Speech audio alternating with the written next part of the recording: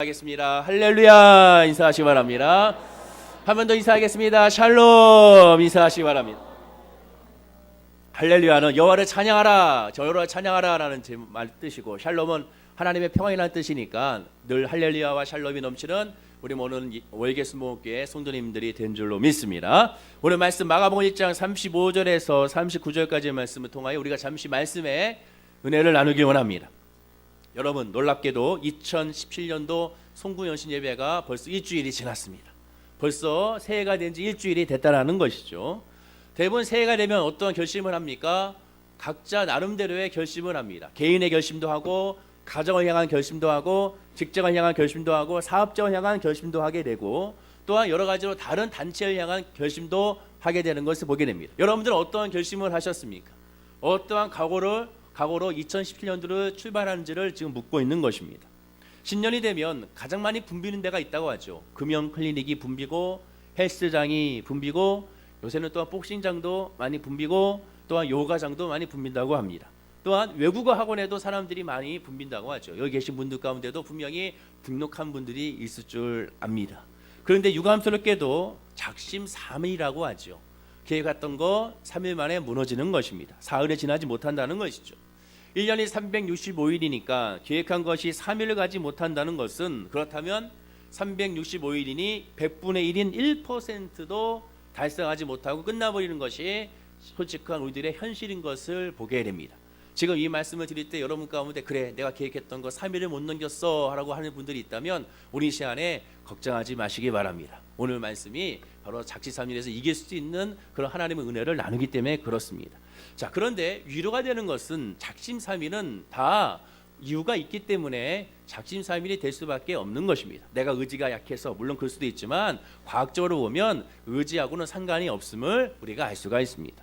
스트레스를 이기는 호르몬인 아드레날린과 코티솔이라는 것이 분비된다고 합니다. 즉, 사람이 새해가 되면 작정하게 되고 결심하게 됐을 때, 그때 이 호르몬이 분비를 많이 하게 된다는 것이죠. 아드레날린 분비되고 코티솔이 분비되므로 말미암아, 그래, 나는 할 수 있어, 나는 외국어 학원에서 열심히 공부할 거야, 나는 헬스장에서 열심히 원투 하면서 몸짱이 될 거야 라고 작심을 하게 된다는 것입니다. 그때 이 호르몬이 분비가 되므로 말미암아 하루에 나가서 열심히 운동하게 되고, 이튿날에도 열심히 운동하게 되고, 3일째도 열심히 운동하게 되고, 열심히 공부하게 된다는 것입니다. 아침에도 피곤하지만 나올 수가 있고, 또 오후에도 피곤하지만 일 끝나고 운동할 수가 있다는 것입니다. 그런데 문제가 있습니다. 이 호르몬의 작용이 3일이면 끝이라는 것이죠.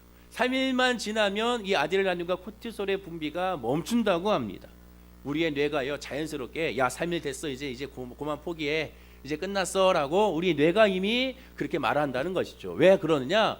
우리 몸 상태가 그것이 준비되어 있지 않고 훈련되어 있지 않기 때문에 우리 몸을 보호하기 위하여 뇌가 3일 만에 이 호르몬의 분비를 중지시킨다는 것입니다. 그래서 이를 회복을 우리 몸이 하기 위하여 작심삼일을 만든다는 것이죠.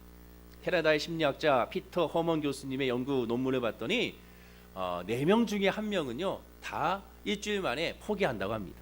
그러니까 여기 계신 분들 가운데 4명 중에 1명은 새해에 결심했던 것이 포기하게 되는 것이죠. 피터 허먼 교수님은요, 이러한 대안을 제시했습니다. 그것은 헛된 희망 증후군에서 벗어나야 한다는 것이죠. 왜 작심삼일 하느냐? 필요 이상으로 계획을 짰다는 것입니다. 지나치게 야심을 가지고 계획을 짰다는 것이죠. 비현실적인 결심을 가지고 계획을 짰다는 것입니다. 차근차근 목표를 가지고 하나씩 이루어가면서 해 나가야 되는데 그것이 아니라 너무 크게 잡았다는 것이죠. 저도 부끄럽게도 저도 작심삼일 한 것이 있습니다.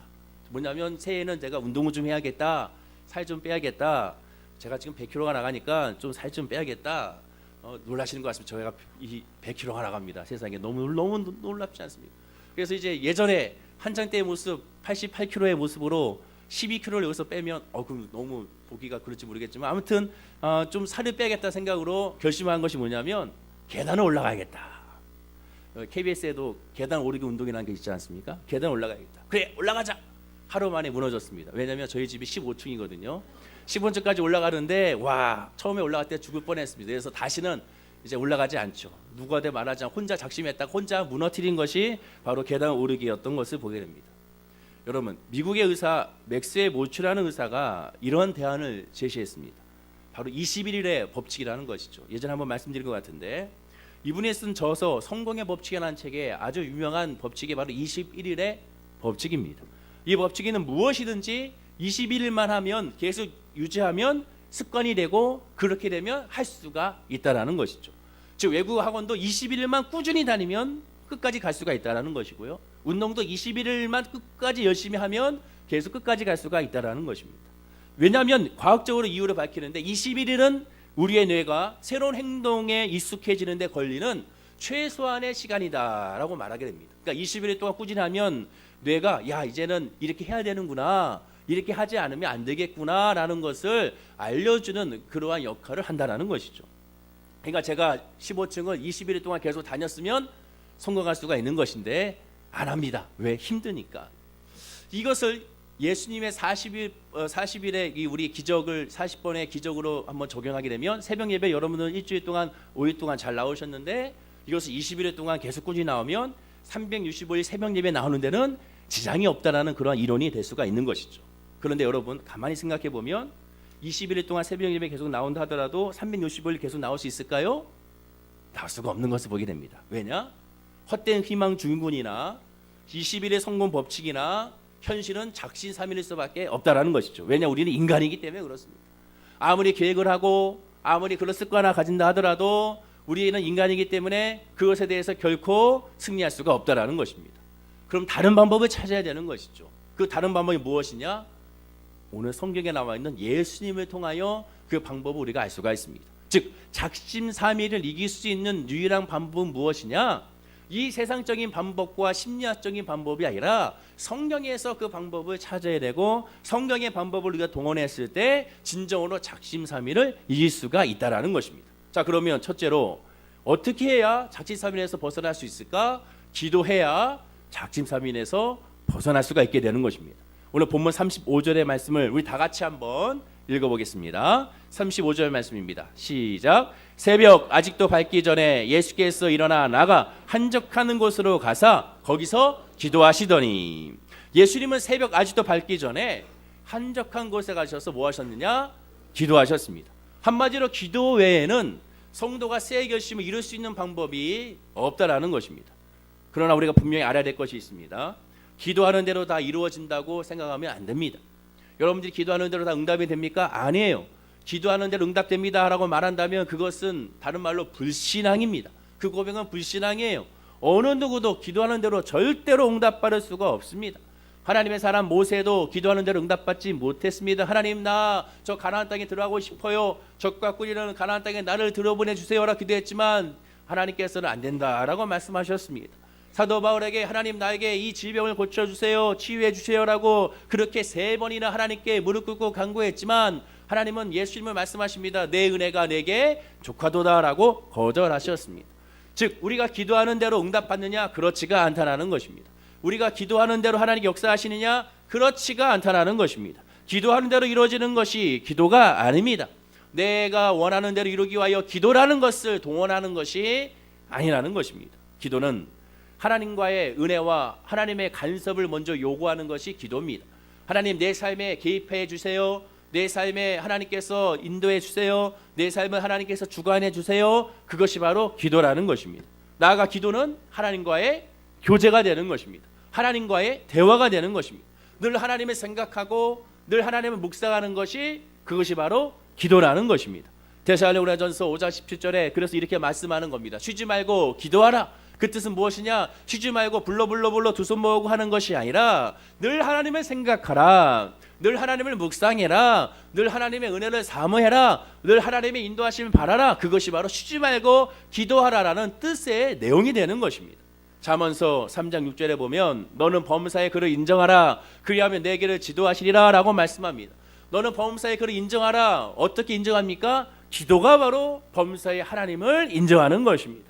하나님 내가 오늘 주일날 하나님께 예배 나오고 있습니다. 하나님 나와 함께 하여 주옵소서. 오늘 예배 가운데 그 말씀이 내 말씀이 되게 하옵소서. 오늘 사업장에 하나님 나갑니다. 이 사업장에 하나님 함께 하여 주시고 내 직장에 함께 하여 주시고 버스를 탑니다. 주님 함께 하여 주시고 제가 운전합니다. 주님 함께 하여 주시고 제가 공부를 합니다. 주님 함께 하여 주시고 모든 것에 주여 나 함께 해달라고 주여 나를 떠나지 마시고 나를 인도하시고 나에게 지혜를 주시고 나에게 명철함을 주시고 나에게 분별함을 달라고 기도하는 것 그것이 바로 범사의 하나님을 인정하는 것이라고 성경은 말씀해주고 있는 것입니다.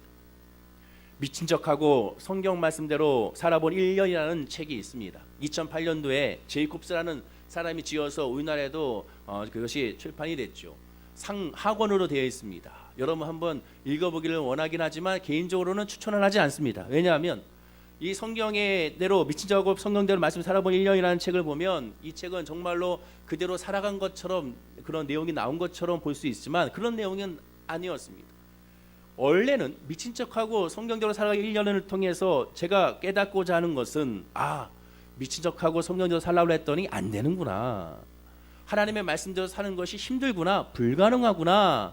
그래서 예수님이 이 땅에 오셔서 십자가 달려 우리를 위하여 십자가에 달려 돌아가셨구나. 예수를 의지하며 성령을 의지하면 결코 내가 살아갈 수가 없구나. 그런 내용인 줄 알았습니다. 그런데 그런 내용이 아니었다는 것이죠. 우리는 절대로 성경대로 살 수가 없습니다. 하나님의 말씀대로 절대 어느 누구도 살아갈 수가 없습니다. 하나님의 말씀대로 나는 살아갈 수 있다. 나는 성경의 말씀대로 살아갈 수 있다는 사람은 바로 예수님 시대에 바리새인과 사두개인과 서기관들과 율법사 같은 사람들입니다. 즉 율법을 주신 목적이 무엇입니까? 이것을 다 지켜라고 주신 것이 아닙니다. 그것을 지킬 수가 없음을 율법의 거울을 통하여 자신의 죄를 발견하는 것입니다.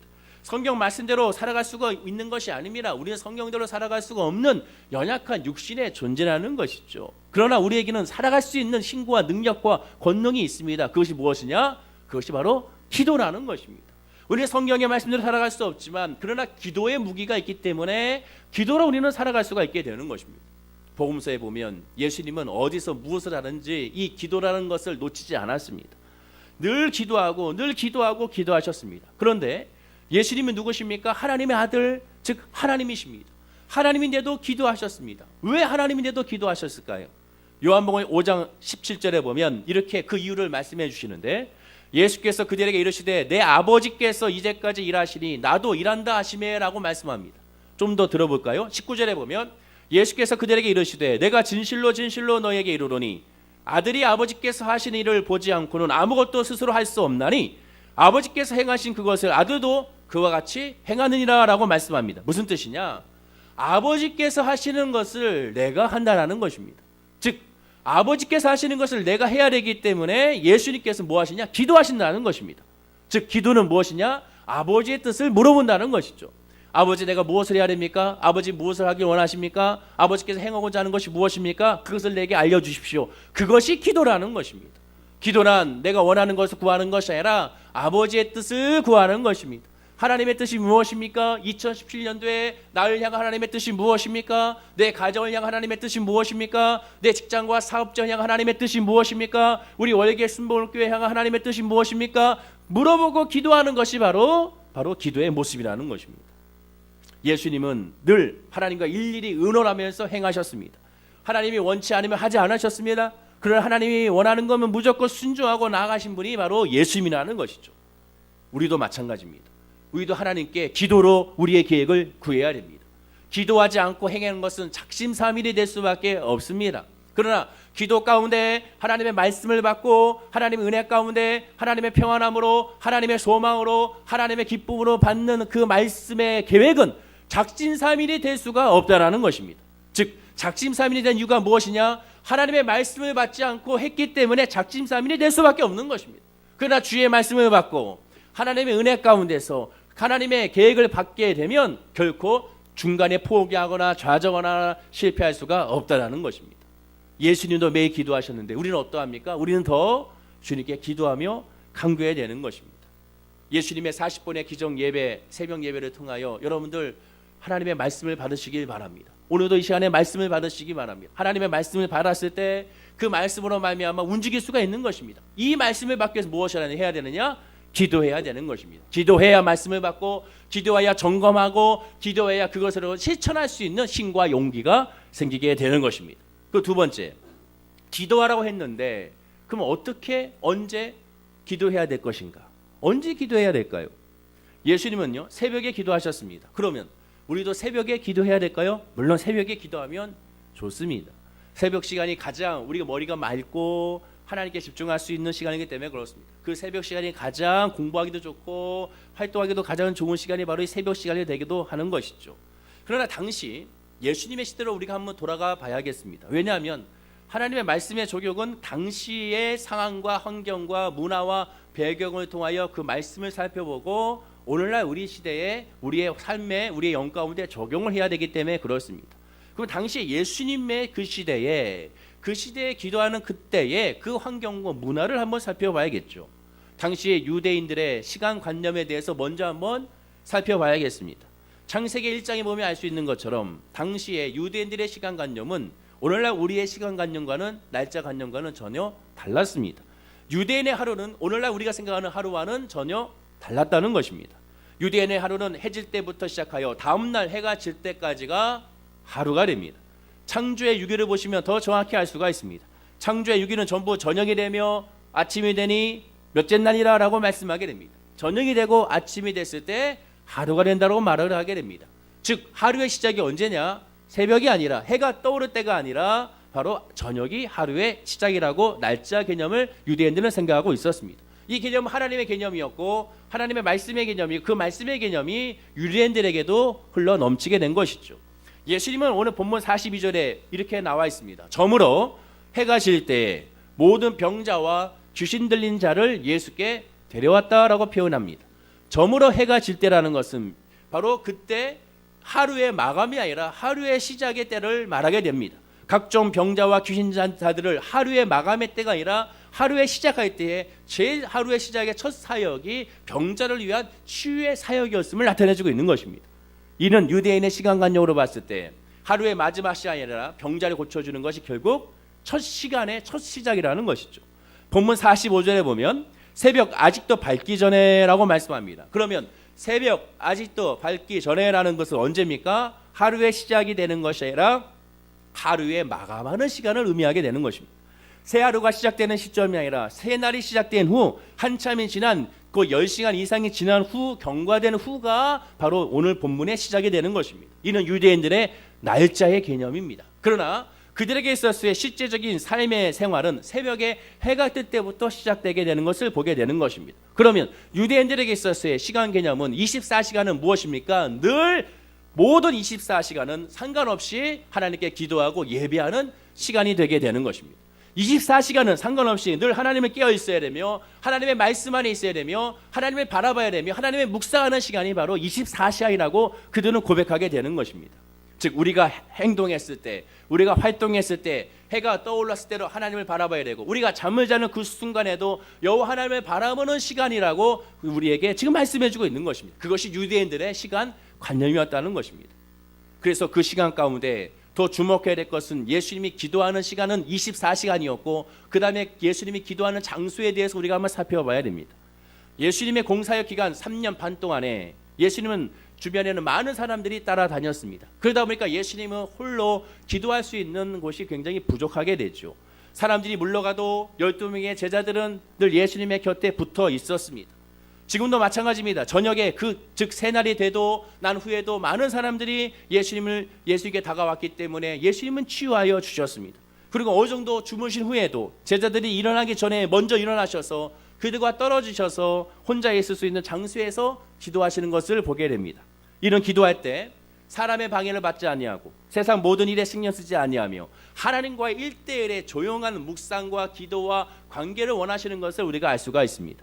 오병이어의 기적을 베푼 후에도 예수님은 수많은 사람들을 멀리 떠나시고 제자들을 멀리 떠나시고 한적한 곳에 가셔서 기도하시는 것을 우리가 볼 수가 있음을 우리가 보게 됩니다. 즉 예수님은 시간과 장소를 구애받지 아니하고 틈나는 대로 하나님께 기도하고 틈나는 대로 하나님께 구하고 틈나는 대로 하나님을 바라보며 틈나는 대로 하나님을 찬양했음을 우리가 보게 되는 것입니다. 예수님의 이 땅의 삶도 기도로 시작하고 마지막 순간에 십자가에서 죽으시는 그 순간까지도 기도로서 마치는 것을 우리가 보게 되는 것입니다. 마찬가지입니다. 지금도 예수님은 저와 여러분을 위하여 기도하고 계시는 것이죠. 그러면 우리의 기도의 시간과 우리의 장소는 무엇이 되어야 됩니까? 언제나 어디서나 우리가 있는 그 장소가 성전이고 우리가 있는 그 장소가 기도하는 것이고 우리가 있는 그 장소가 하나님을 바라보는 곳이라는 것을 우리가 기억하고 깨달아 알라라는 것이죠. 기도는 언제 합니까? 지금 하는 것입니다. 기도는 어디서 합니까? 여러분이 있는 그 땅에 있는 밟는 그곳이 바로 기도하는 장소임을 성경은 우리에게 말씀해주고 있게 되는 것입니다. 여러분의 직장이 여러분의 성전으로 삼으십시오. 여러분의 사업장은 여러분의 성전으로 삼으시기 바랍니다. 여러분의 차가 여러분의 성전이 됩니다. 아주 좋은 성전이 되죠. 여러분이 있는 방이 여러분의 성전이 되는 것입니다. 심지어 여러분이 쓰고 있는 화장실도 여러분의 하나의 성전이 되는 것입니다.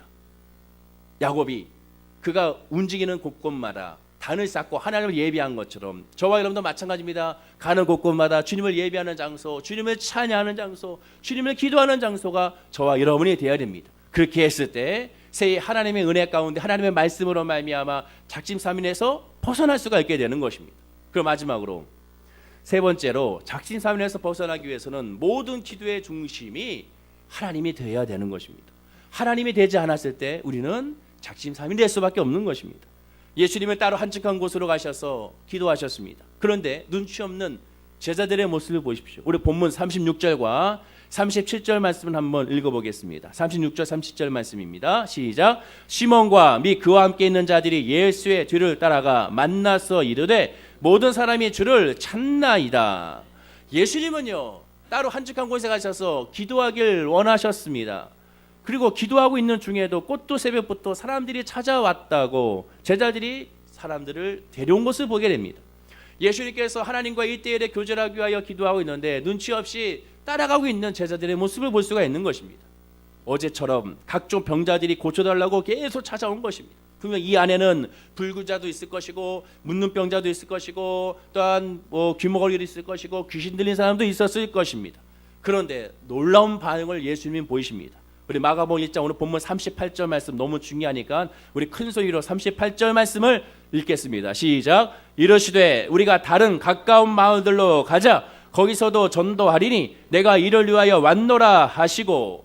무슨 말씀입니까? 예수님이 제자들이 말합니다. 예수님이요 예수요 수많은 사람들이 예수님께 치료받기 위하여 지금 모여 있나이다. 예수를 만나기 원합니다. 주여 만나 주십시오. 저들을 치유하여 주십시오. 불과 10시간 전에 저들을 치료해 주지 않았습니까? 지금도 치료해 달라고 제자들이 요청하고 있습니다. 근데 예수님은 그들에 대하여 한마디 대답을 하지 아니하십니다. 뭐라고 말씀하십니까? 다른 데로 가자라는 것이죠. 그들을 외면하고 그들을 만나지 않겠다는 뜻이 이 안에 담겨져 있습니다. 우리는 물어볼 수 있습니다. 어떻게 사랑의 예수님이 궁혈의 예수님이 사랑이 풍부하신 예수님이 질병으로 고통받는 저들을 두고 왜 그 마을을 떠나서 다른 데로 갈 수가 있습니까? 어찌 그럴 수가 있습니까? 라고 우리가 물어볼 수가 있습니다. 그런데 답이 오늘 본문 안에 고스란히 나와 있습니다. 뭐라고 표현했냐면 예수님께서 뭐라고 말씀하셨냐면 다른 가까운 마을들로 가자. 거기서도 전도하리니. 거기서도 전도하리니. 즉 이곳은 전도했다라는 뜻이 담겨져 있습니다. 이곳의 전도가 끝났다는 것입니다. 이 마을의 전도가 끝났다. 이제 다른 곳으로 가자라는 것입니다. 기록에는 나와 있지 않지만 이미 이 전도의 이 마을은 전도와 복음의 메시지가 끝났다는 것입니다.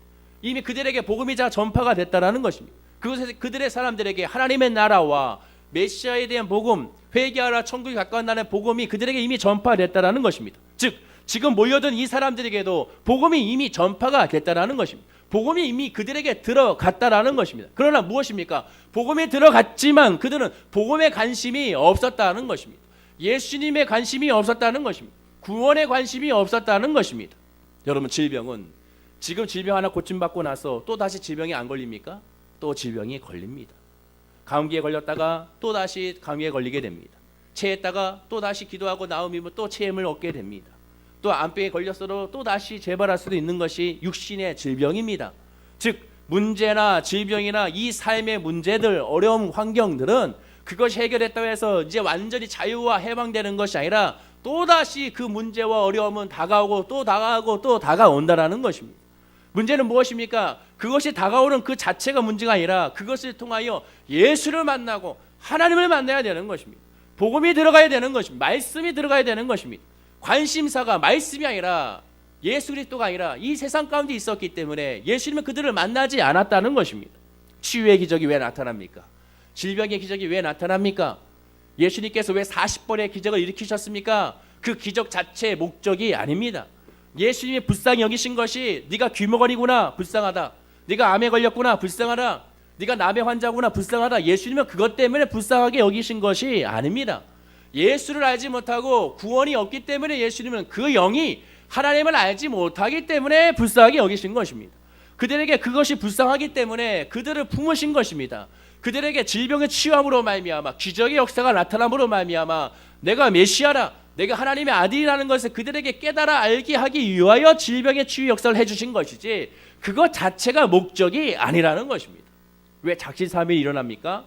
하나님을 예수 그리스도로 보지 아니하고 예수는 그리스도로 보지 아니하고 예수는 나의 진이, 예수는 나의 복권, 예수는 나의 도깨비의 방맹이로 봤기 때문에 작심삼일이라는 역사가 나타나게 되는 것입니다. 예수는 그리스도시요 나의 구원자시요 나의 삶의 주관자시요 나를 인도하시는 분이라는 것을 구원의 확신이 있게 되면 작심삼일이라는 것이 없습니다. 왜? 하나님의 말씀이 나에게 주어진 계획이라면 어떠한 시련이 다가오고 어떤 어려움이 다가와도 하나님이 마침내 이루어 주신다. 하나님 마침 합력하여 선을 이루어 주신다. 하나님께 마침 열매를 맺어 주신다. 그것을 깨달아 알기 때문에 그렇게 되는 것입니다. 여러분 2017년도에 우리가 무엇을 바라봐야 됩니까? 기도를 통하여 무엇을 바라봐야 되느냐? 예수를 바라봐야 되는 것입니다. 복음을 바라봐야 되는 것입니다. 물론 어려움이 있습니다. 이 시간에도 질병 가운데 힘든 분들이 있을 것입니다. 고통으로 힘든 분들이 있습니다. 저도 마찬가지. 저도 질병 가운데 힘든 것이 있습니다. 제가 가끔씩 말씀드리지 않습니까? 제 입안에는요 이 염증이 있습니다. 구멍이 한두 개가 뚫리는 것이 아니에요. 4개 정도 되면 이게 설교할 때 굉장히 힘이 듭니다. 발음이 잘 안 돼요. 그래서 굉장히 저도 짜증이 납니다. 발음이 안 되니까. 영상으로 음성으로 들으면 못 들어주겠습니다. 발음이 정확하지 않으니까. 그리고 침이 고이다 보니까 굉장히 말을 할 때 어렵습니다. 특히 혀에 구멍이 나면 더 힘들게 되는 것이죠. 하나님 앞에 기도합니다. 이것을 고쳐달라고 치유해달라고 기도하고 간구하게 되죠. 근데 하나님께서는 이것이 응답이 되지 않습니다. 이것도 하나의 은혜의 가시라는 것이죠. 그리고 하나님께 기도하면 간구합니다. 제가 성령에 충만할 때, 믿음으로 성령에 충만할 때는 이 혀에 구멍 난 것이, 입안에 구멍 난 것이 신경이 쓰이지 않습니다. 근데 제가 성령에 충만하지 않고 주님을 바라보지 아니하고 세상적인 것을 바라보게 되고 하게 되면 이것이 더 신경이 쓰이게 되고 이것이 짜증이 나고요. 하나님 이럴 수 있습니까? 라고 외치게 되는 것입니다. 하나님을 바라보는 게 되면 문제에서 집중하지 않게 됩니다. 하나님을 바라보게 되면 그 문제와 환경에서 자유하게 되는 것입니다. 무슨 일이 다가와도 어떤 일이 다가와도 거기서 오직 예수 그리스도만 영접하게 되고 예수 그리스도만 바라보는 믿음의 사람이 될 수가 있게 되는 것입니다. 예수님이 원하시는 것은 무엇입니까? 나를 찾는 이유가 주님을 그리스도로 찾는 길을 하나님은 원하십니다. 지금 성경에 보십시오. 지금 사람들이 예수님 찾는 이유와 예수님 대 사람들을 만나는 이유가 완전히 달랐습니다. 예수님은 찾습니다. 어떤 사람을 찾습니까? 신령과 진정으로 예배하는 자를 찾습니다. 사마리아를 지나가야겠다고 예수님께서 제자들에게 말합니다. 제자들이 말리죠. 왜 굳이 그로 지나갑니까? 예루살렘에 가려면 거기보다 이렇게 가는 것이 더 빠르지 않습니까? 거기는 지나가지 마십시오. 그러나 예수님께서 나는 거기를 지나가야겠다. 왜? 거기에 주님을 찾고 예배를 찾고 하나님의 말씀을 찾고 하나님의 은혜를 찾는 사마리아의 여인이 있었기 때문에 그렇습니다. 예수님은 그런 사람을 찾는다는 것이죠. 말씀으로 말미암아 하나님 나에게 주십시오. 내가 그 말씀으로 힘을 얻어 승리하기 원합니다. 예수는 그리스도임을 고백하기 원합니다. 복음으로 살아가기 원합니다라고 고백하는 자를 하나님은 찾으신다는 것입니다. 본문에 따르면 세상적인 문제들로 사람들이 예수를 찾아왔는데 예수는 한마디로 면담을 거절하셨습니다. 왜? 예수를 그리스도로 찾지 않기 때문에 그렇습니다. 이 말씀은 굉장히 무서운 말씀이면서 우리가 한번 경각심을 가지고 들어야 되는 말씀입니다. 예수님이 또한 뭐라고 말씀하십니까? 나더러 주여 하는 자마다 다 천국 백성이 아니라고 말씀합니다. 예비하고 기도한다고 해서 다 하나님의 백성이 아니라는 것입니다. 우리는 오직 예수를 그리스도로 찾아야 되고 그리스도로 고백할 수 있는 믿음이 우리에게 먼저 있어야 되는 것입니다. 예수님이 이 땅에 오신 목적이 무엇입니까? 누가복음 19장 10절에 말씀합니다. 인자가 온 것은 잃어버린 자를 찾아 구원하려 하심이라 라고 말씀하게 됩니다. 잃어버린 자를 찾아 구원하기 위해서 이 땅에 오셨다는 것입니다. 구원이 핵심이라는 것이죠. 예수님께서 다른 마을로 가자 해 뜨기 전 아니면 뜨자마자 찾아왔던 그들을 향하여 예수님께 말씀했을 때 그 많은 사람들이 분명히 실망했을 것입니다. 때로는 예수님을 욕했을지도 모르겠습니다. 그러나 그 예수님의 말뜻을 그들이 깨닫지 못했다면 그들은 구원을 받지 못한 것입니다. 예수님은 다른 가까운 마을들로 가자 거기서 전도한다 말씀했습니다. 즉 복음을 사모하는 자에게 주의 말씀을 사모하는 자에게 주의 은혜를 사모하는 자에게 주님을 가까이 가시겠다고 말씀해주고 있는 것입니다. 우리의 우선순위가 무엇이 되어야 되겠습니까? 2017년도에 우리의 우선순위는 예수 그리스도가 되어야 될 줄로 믿습니다. 옆에 있는 분에게 인사하겠습니다. 예수가 우리의 우선순위입니다. 인사하시기 바랍니다. 즉 우리가 기도하며 간구할 때 우리가 먼저 기도해야 될 것은 예수가 되어야 됩니다. 하나님, 내 사랑하는 가정 2017년도에 예수 그리스도를 영접하길 원합니다. 믿음의 자녀가 되기 원합니다. 소망의 자녀가 되기 원합니다. 기쁨의 자녀가 되기 원합니다. 기도하며 간구하는 저와 여러분의 되기를 간절히 축원하고 기도드립니다. 물질이 있으면 뭐 하겠습니까? 건강해야 뭐 하겠습니까? 예수 믿지 아니하면 아무 의미가 없게 되는 것입니다. 비록 바로바로 응답이 되지 않을지라도 예수를 구하게 되면 하나님께서 그 구하는 것에 하나님의 때에 맞게 하나님께서 응답하시고 역사하게 될 줄로 믿습니다. 그러므로 2017년도에 우리가 꼭 해야 될 하나는 무엇이겠습니까? 그것은 바로 오직 구원입니다. 영혼 구원입니다. 내 가족의 구원입니다. 내 가정의 영혼 구원입니다. 내 삶의 영혼 구원입니다. 우리 주변 사람들의 영혼 구원임을 우리가 깨달아 알아야 될 줄로 믿습니다. 결론을 맺겠습니다. 그렇다면 예수님을 본받아 우리가 어떻게 해야 계획을 짜야 될까요? 첫째로 말씀드린 것처럼 기도가 습관이 되어 계획을 짜야 됩니다. 기도가 습관이 넘어서 정말로 호흡이 돼야 되는 것입니다. 저도 하나님께 기도합니다. 하나님 아버지, 올해 2017년도에 월계 순복음교회를 어떻게 이끌어야 될까요? 어떠한 방향을 이끌어야 될까요? 하나님께 기도하며 간구합니다. 벌써 내년도 1월 달에 새벽 예배 주제도 이미 정했습니다. 하나님께 기도하면서 아버지, 올해는 40일 동안 기도를 합니다. 내년에는 어떻게 할까요? 내년에는 12일 동안은 기도할 예정입니다. 하나님께 기도합니다. 기도하면서 하나님께 하나님의 응답을 받기 위하여 무진장 하나님께 구하고 간구합니다. 우리 모두가 다 그래야 되는 것입니다. 가정일도 마찬가지로 작은 것도 하나님께 구하고 간구해야 되는 것입니다. 하나님의 뜻을 구하고 하나님의 마음을 구할 때 하나님은 그 마음에게 성령을 주시고 소원을 주시고 불타는 은혜를 부어주게 될 줄로 믿습니다. 그러기 위해서는 기도가 습관이 되어야 됩니다. 그리고 구원의 확신으로 소명을 붙들어야 됩니다. 하나님의 뜻을 붙들라는 것이죠. 여러분에게 하나님의 뜻이 있습니다. 하나님의 소명이 있습니다. 하나님의 사명이 있습니다. 사명이 있기에 우리가 살아있는 것입니다. 사명이 있기에 우리가 생활하는 것입니다. 사명이 있기에 이 자리에 앉아있는 것입니다. 그 사명이 무엇인지를 우리가 감추인 보화를 발견하듯이 발견해내야 되는 것입니다. 하나님 나에게 그 사명을 깨달아 알게 하시고 그 소명을 알게 해달라고 기도하며 간구해야 됩니다. 그리고 마지막으로는 때때로 막히고 힘들어도 하나님의 인도하심을 의심하지 말아야 되는 것입니다. 여러분, 2017년도에 결코 잘 되지는 않습니다. 결코 형통하지 않습니다. 누가 예수 믿는다고 형통합니까? 누가 27년도에 잘 되고 형통한다고 말합니까? 다 거짓말입니다. 어려울 수 있습니다. 막힐 것입니다. 힘들 것입니다. 때때로 사람들로 말미암아 상처도 받을 것입니다. 그러나 우리에겐 누가 계십니까? 예수 그리스도가 있기 때문에 합력하여 선을 이루게 될 줄로 믿습니다. 힘들어도 때때로 어려워도 사망의 음침한 골짜기를 분명 2017년에 다닐지라도 염려하지 말 것은 예수가 우리와 함께 있음을 고백하는 저와 여러분들이 되어야 될 줄로 믿습니다. 옆에 분에게 인사하겠습니다. 걱정하지 마세요. 예수님이 함께 하십니다. 인사하시기 바랍니다. 예수님은 늘 하나님께 기도하며 간구했습니다. 그리고 하나님께 기도하며 간구하면서 하나님의 뜻에 순종했습니다. 하나님의 뜻이 올 때까지 기도했습니다. 하나님의 평안이 올 때까지 기도했다는 것입니다. 여러분, 어떠한 사업의 계획을 갖고 계십니까? 어떠한 직장의 계획을 갖고 계십니까? 어떠한 물질적인 계획을 갖고 계십니까? 절대로 움직이지 마십시오. 하나님께 먼저 기도하십시오. 그리고 마음이 평안이 올 때 움직이십시오. 내 마음 가운데 왠지 모르게 이상하게 내 마음이 평안하고 이상하게 내 마음 가운데 기대가 넘친다면 그것이 바로 하나님의 때임을 고백해야 될 줄로 믿습니다. 기도하는 사람은 아무리 사람들이 야 이거 좋은 아이템이야 그러면 당신이 하십시오라고 하십시오. 어떠한 좋은 아이템이라도 어떠한 좋은 직장이라도 먼저 움직이지 마십시오. 하나님께 기도하십시오. 그것이 바로 하나님의 믿음 안에서 움직이는 하나님의 자녀들의 모습임을 기억하고 깨달아 알아야 될 줄로 믿습니다. 또한 우리의 삶 가운데 하나님의 은혜가 있음을 기억하시길 바랍니다. 가나의 혼인잔치에서나 세리 삭개장을 만나서 식사하실 때나 예수님은 창녀 마리아와 또한 교제하실 때나 늘 먹고 단순하게 마시고 단순하게 대화하는 가운데 하나님의 은혜와 하나님의 역사가 넘쳐났습니다. 굳이 그곳에서 우리 통성으로 기도합시다, 우리 말씀을 같이 읽읍시다 할 때 기적이 나타나는 것이 아니라 평상시의 대화 가운데 평상 일상생활 가운데 하나님의 놀라운 은혜가 넘쳐났음을 우리가 성경을 통하여 확인할 수가 있습니다. 기도하는 사람에게 그런 역사가 임해야 된다는 것입니다.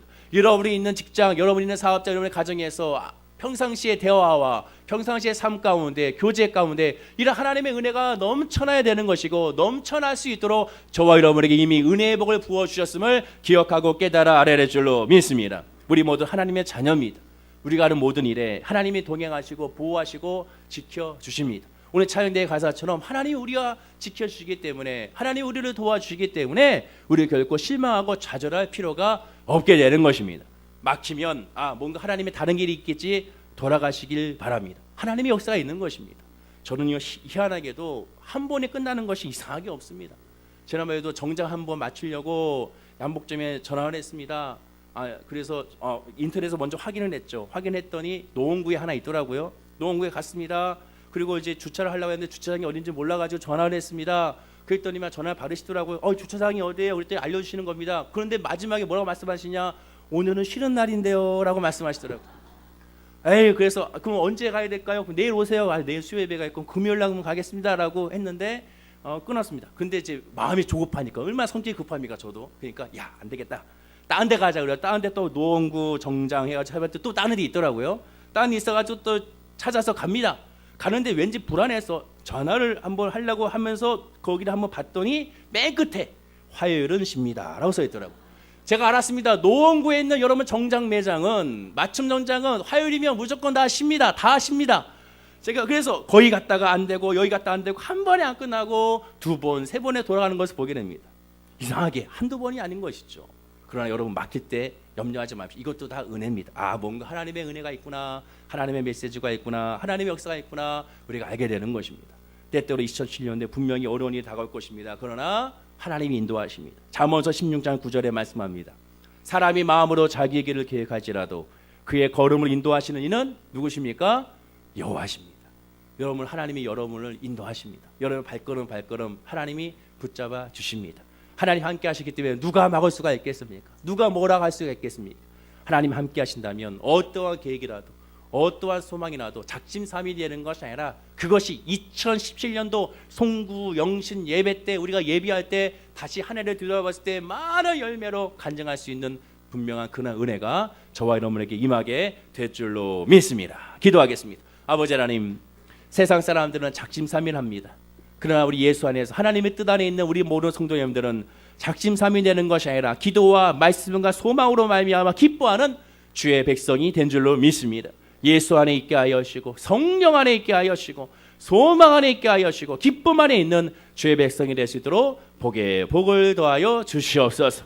때때로 힘들고 어려운 상황에도 절대로 좌절하지 말고, 하나님이 나의 발걸음 인도하신다, 여호와께서 나의 손을 붙잡아 주신다, 여호와께서 나를 안아주신다는 그런 믿음과 그런 역사를 깨달아 알아가는 우리 성도님들이 되게 하여 주셔서 넉넉히 이기는 하나님의 은혜를 체험하게 하여 주옵소서. 감사드리며 예수님의 이름으로 기도드립니다. 아멘. 우리 말씀을 기억하